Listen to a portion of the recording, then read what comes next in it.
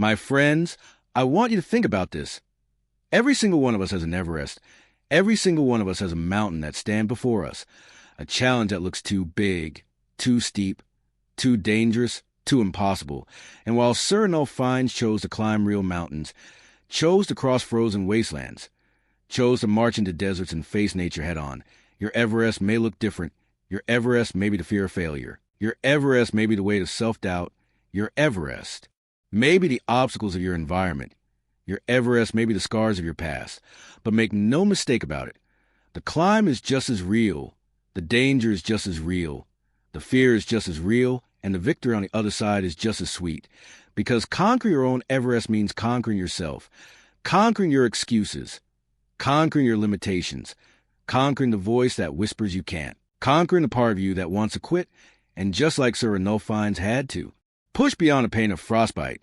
Beyond the exhaustion of endless miles. Beyond the loneliness of desolate ice. You too will have to push beyond sleepless nights. Push beyond rejection. Push beyond failures. Push beyond fear. And the only way you will reach your summit is if you decide that nothing will stop you. No storm, no setback, no critic, no failure. Because climbing your Everest is not about the mountain. It's about the mindset. It's about the fire within. It's about the decision that you will not live your life at base camp when you're meant to stand on the peak.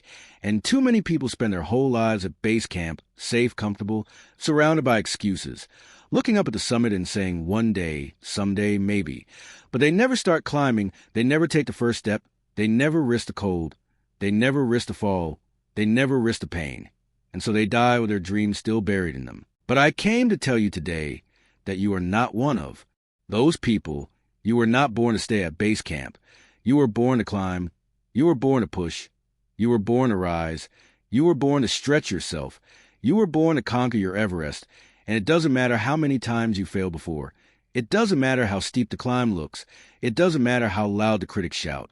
It doesn't matter how heavy the weight feels.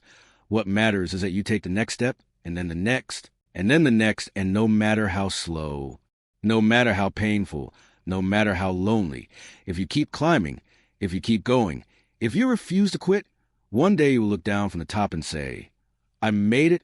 I conquered my Everest. And here's what you need to understand. The climb will test you. The climb will hurt you. The climb will break you down, but that's the point, because the climb is designed to change you. The climb is designed to strip away your weaknesses. The climb is designed to show you what you're really made of. The climb is designed to transform you into the person who deserves to stand on the summit. And if you skip the climb, you miss the transformation. If you avoid the climb, you forfeit the growth. If you refuse to climb, you deny yourself the chance to become who you were meant to be. Sir Renaud didn't become the world's greatest living explorer because he was lucky. He became that because he was willing to keep climbing when others turned back. He was willing to keep moving when others quit. And the same principle applies to you. Success doesn't go to the strongest. It doesn't go to the smartest. It doesn't go to the most talented. It goes to the one who refuses to quit. It goes to the one who keeps climbing when everything in them is screaming to stop. It goes to the one who digs deeper, holds longer, pushes harder. And if you decide to be that person, then nothing, no mountain, no storm, no failure, no setback will stop you from reaching your summit. So I challenge you today. What is your Everest? Name it. Face it. Stop pretending it's not there. Stop hiding from it. Stop running from it. Because you will never be free until you face your mountain. You will never be fulfilled until you climb. You will never know who you really are until you push beyond the point where you want to quit. Because that's where greatness lives. Greatness lives on the other side of I can't. Greatness lives on the other side of I'm tired. Greatness lives on the other side of I've had enough. Greatness lives on the other side of this is impossible. And the only way to get there is to keep climbing. So rise up, tighten your grip, take the next step, and conquer your Everest. The stories and moral lessons given to us are not kind of lie, nor are they for us to see that what the person achieved, or would he obtain the main lesson, the main reasons T.O. promotes such stories.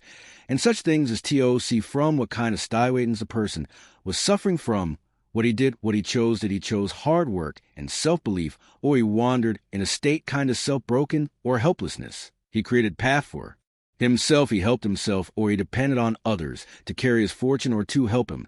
So be yourself, believe in yourself, and never get disappointed or tired. and you will one day become able to tackle and achieve your goal.